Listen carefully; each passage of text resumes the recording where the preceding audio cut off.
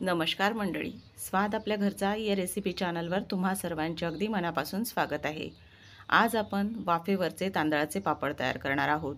याआधीसुद्धा मी तुमच्यासोबत तांदळाच्या पापडांची recipe share केलेली आहे, त्याला तुम्ही भरभरून असा प्रतिसाद देत आहात। त्या व्हिडिओची लिंक मी डिस्क्रिप्शन बॉक्समध्ये देणार आहे। आजचे जे आपण हे वाफेवरचे तांदळाचे पापड तयार करणार आहोत, अगदी रेशनच्या तांदळापासून तयार करणार आहोत आणि हे पापड तयार करत असताना तुम्हाला 3 ते 4 दिवस असे तांदूळ भिजत घालण्याची सुद्धा गरज पडणार नाही। अगदी झटपट हे पापड तयार होतात आणि पापड इतके छान तयार होतात, अगदी कापसासारखे पांढरे शुभ्र आणि दुप्पट नाही, तिप्पट नाही, तर चौपट असे फुलणारे हे पापड तयार होतात। तर तुम्हीसुद्धा या पापडांची रेसिपी मी तुमच्यासोबत जी शेअर केलेली आहे, ते पापड नक्की करून बघा आणि कसे झालेत ते सुद्धा मला कमेंट करून सांगायला मात्र विसरू नका। रेसिपी जर आवडली असेल तर चॅनलला सबस्क्राईब करून एक लाईक करायला देखील विसरू नका। चला आता आपण वेळ न करता रेसिपीला सुरुवात करूया। या रेसिपीसाठी बघा, मी रेशनचेच तांदूळ वापरलेले आहेत। रेशनच्या तांदळापासून सुद्धा तुम्ही इतके पांढरे शुभ्र असे हे वाफेवरचे पापड तयार करू शकता आणि अगदी इतके छान तयार होतात। चला तर मग रेसिपीला सुरुवात करूया। यासाठी बघा, अर्धा किलो एवढे मी हे रेशनचे तांदूळ घेतलेले आहेत। तांदूळ आधीच गाळून साफ करून म्हणजेच स्वच्छ करून घेतलेले आहेत। आता हे तांदूळ आपण धुवून घेणार आहोत। तांदूळांना बऱ्याचदा केमिकल पावडरी असतात, त्यासाठी छान 3 ते 4 पाण्याने स्वच्छ केव्हाही तांदूळ धुवून घ्यायचा। तर बघा, यामध्ये पाणी टाकून घेतलेलं आहे आणि हाताने चोळून छान स्वच्छ असे हे तांदूळ मी धुवून घेते। बघा किती मळकट असं पाणी निघालेलं आहे।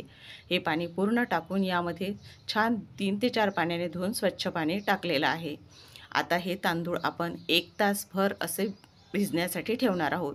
तर बघा, 1 तासानंतर इथे आपण तांदूळ छान असे आपले भिजल्या गेलेले आहेत। तर इथे हे तांदूळ आपण बारीक करण्यासाठी घेणार आहोत।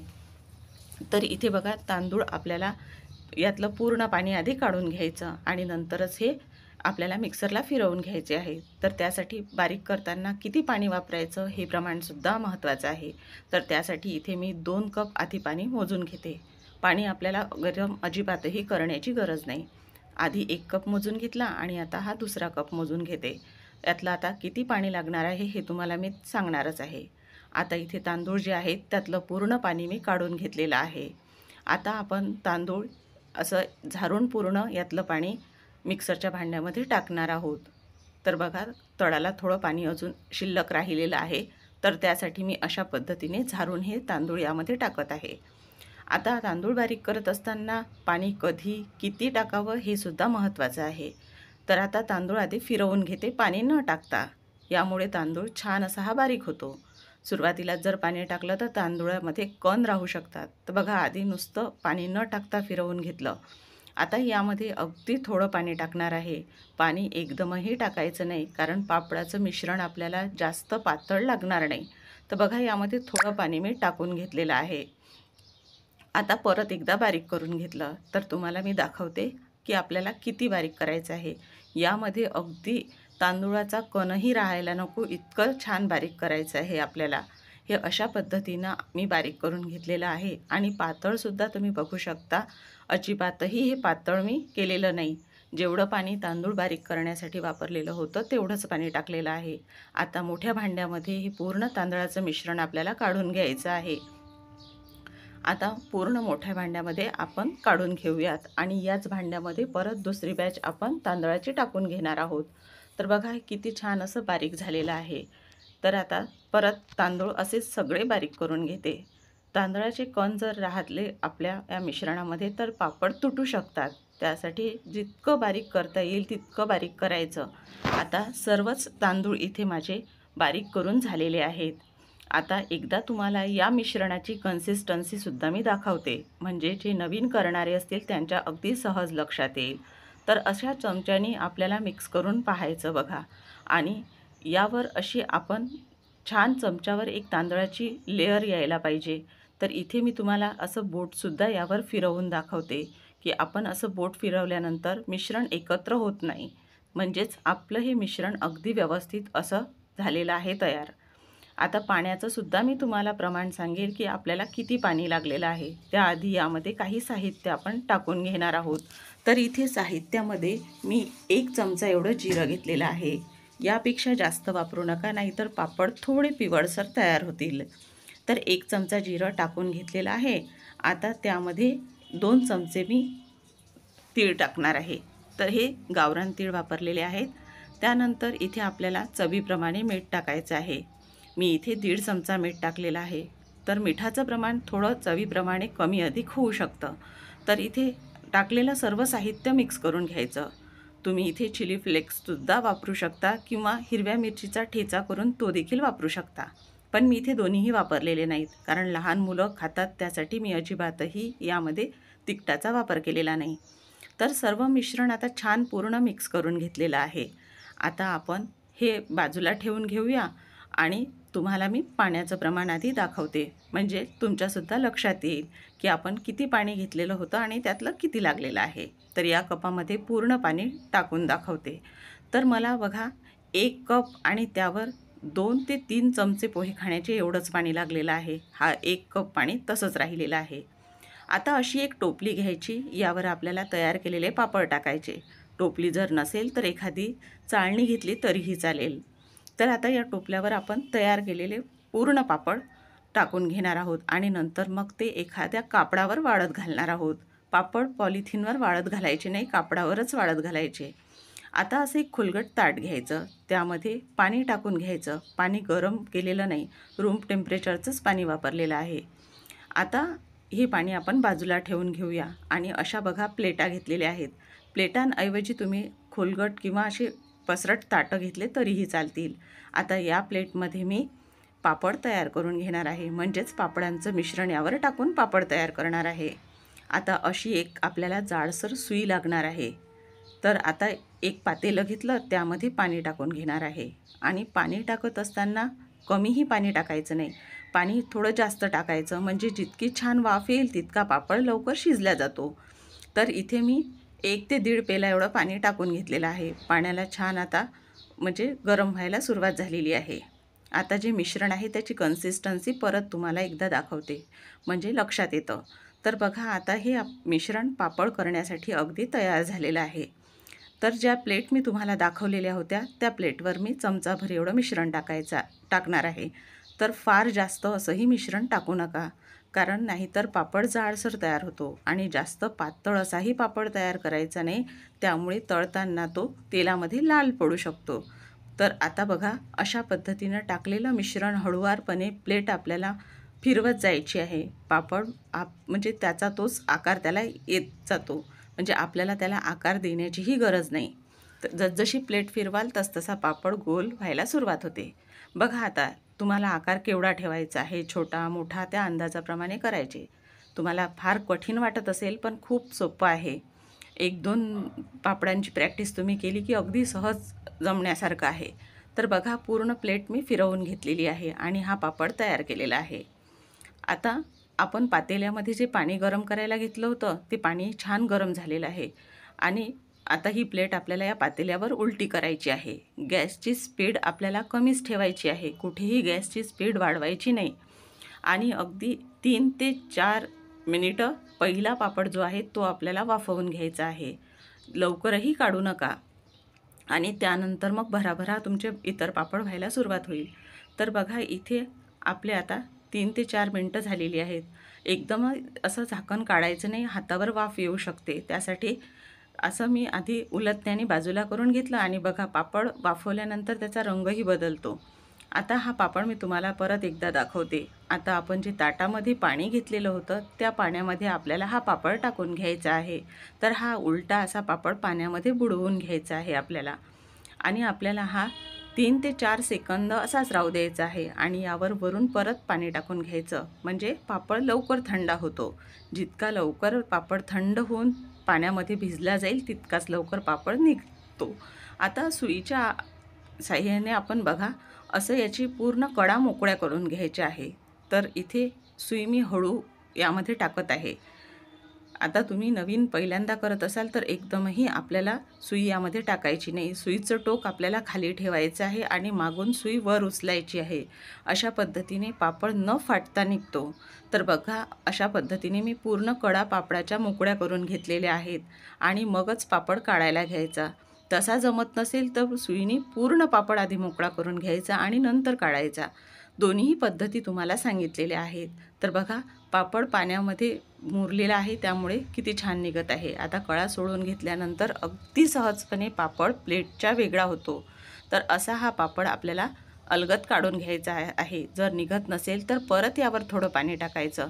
बघा, हा वाफेवरचा आपला पहिलाच पापड किती छान तयार झालेला आहे आणि ट्रान्सपरंट तुम्ही बघू शकता की आतून माझा पूर्ण पापडातून हात दिसत आहे.